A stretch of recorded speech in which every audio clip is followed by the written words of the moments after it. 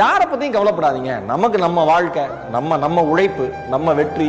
இன்னொன்னு சொல்லவா, ஒரு விஷயம் லைஃப்ல நீங்க நினைச்சது நடக்கல, கீழே விழுந்துட்டீங்கன்னு வச்சுங்களேன், சோர்ந்து மட்டும் போயிடாதீங்க.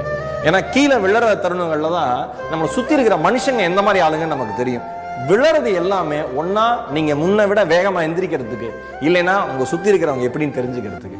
அதனால ஒவ்வொரு வீழ்ச்சியும் என்ஜாய் பண்ணுங்க. நான் என்ன சொல்றேன், நீங்க உங்களுடைய வெற்றியை கொண்டாடுற மாதிரி தோல்வியும் கொண்டாடுங்க. நீங்க தொடர்ந்து தோத்துக்கிட்டே இருங்களேன், தோல்விக்கே ஒரு நாள் கடுப்பாயிரும்.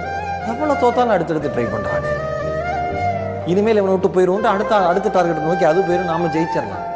டயர்டே ஆகக்கூடாது. அடுத்து முயற்சி பண்ணிக்கிட்டே இருக்கணும்.